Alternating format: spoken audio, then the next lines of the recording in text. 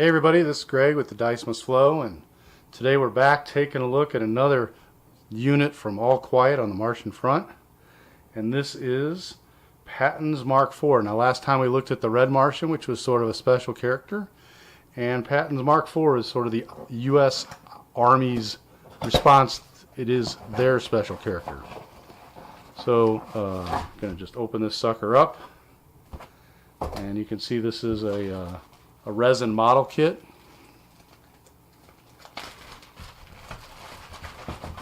All the pieces.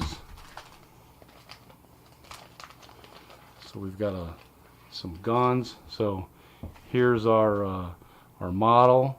It's interesting that these tracks came separate. The other Mark IVs that I have seen had the tracks all together. So I think that must be a change in the way they're building these.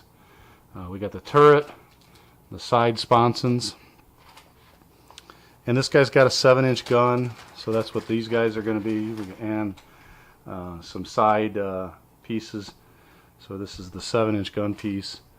You got an option of putting machine guns on it, or some 1.65-inch guns, and it's got 6 4-inch guns in addition to that. And so we got the cap and the towing thing and the things, and then here is Mr. Patton himself. So I wanted to compare this to the Mark IV monitor that I had picked up, and I don't have it all fully painted and everything, but you can see this, and it's pretty much the same, but you can see that this is actually all one piece of resin, and now this one is 2 pieces. Or 3 pieces, I should say. I'll have to see what I think about this when I get it put together, but there's kind of these edges here on the inside, and so I'm a little worried that these are not gonna, that there's gonna be more gapping and stuff here than the normal one. I don't know why that was changed, and to be honest, this mold is a little rough. So let's go ahead and take a look at this unit. Crack open the book here, and we can see Patton's Mark IV. And comparatively, you can look at the Mark IV monitor. So the Mark IV monitor is basically going to be the same. This guy's Speed 4, Defense 4, Armor 10, 2 4-inch guns, 1 7-inch gun, and 2 machine guns if you build it with the machine guns. And this guy is, again, 4 speed, 4 defense, 10 armor. He's got 6 4-inch guns, same as before. Only has a 5-inch gun, though, for his main gun, and 2 machine guns. And again, he's got a turret, so he can shoot. Now, the turret has 2 guns on it here, which mounts the machine guns, or the Hotchkiss guns. And you can see the regular guy only had 1 machine gun. So what else does this guy do? He's got shoot in any direction. So because of the turret, the front, the turret can shoot the turret plus 4 4-inch guns. The side can shoot the turret for 2 4-inch guns. And the rear can shoot the turret plus 2 4-inch guns. And this guy is still restricted for the number of guns it can shoot. It only can shoot at 1 enemy unit at a time. So that the greatest number of guns that can be brought to bear on a target is the turret plus the 4-inchers.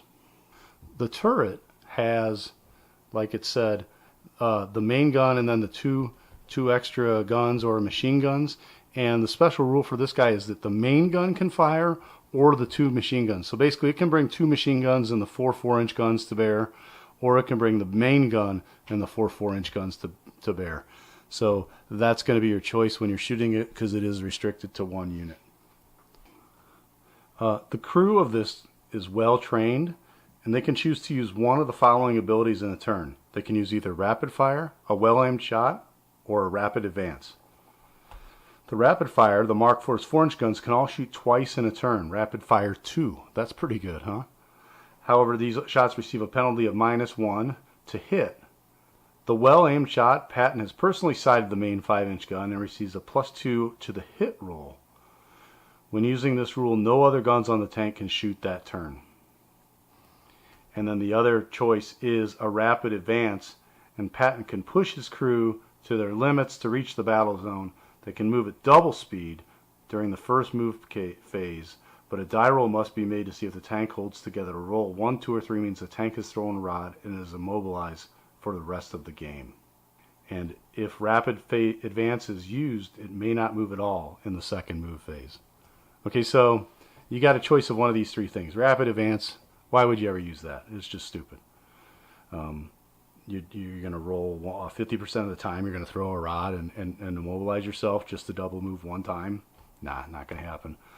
A well-aimed shot, you're getting +2 to hit, but I mean really, what are you shooting at? You're probably shooting at Martians, so realistically speaking, there's not many modifiers there. So you're going to be shooting at a tripod, and hitting a tripod is the easy thing. It's penetrating, so you're probably not going to even use that either. Rapid fire is the thing you're going to use. -1 hit, and you're going to double up all those, so you're going to get 8 shots with the 4-inch guns instead of 4. But you're at -1 to hit. But again, it's not too bad to hit them. So you're almost always, I'm thinking, going to use the rapid fire. No point in even looking at these other two. Now the other thing is the command tank. Because of this, it is a command tank, and it is a command. That means it's a command unit. We've talked about command units in the past and how important they are. So this one is equipped with a radio set in addition to being a command unit. So he can now issue bonus moves to any U.S. Army unit, regardless of where they have line of sight to it or not. And he is a bonus commander, and so while this tank or Patton is still in the battle force, the commander gets a +1 extra order marker. And so what does this guy come in at? He comes in at 260 BPV, and we'll compare that to the regular Mark IV. And the Mark IV itself is 190 for the Mark IV monitor.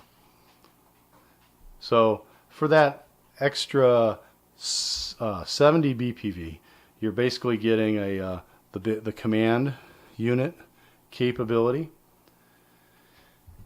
and the ability to rapid fire the Mark IVs. But you are giving up quite a bit on your gun because you got a 5-inch gun that's +3 penetration versus the regular monitor, which is +4 penetration. So depending on how you're playing with years and stuff like that, because this is a later year availability unit.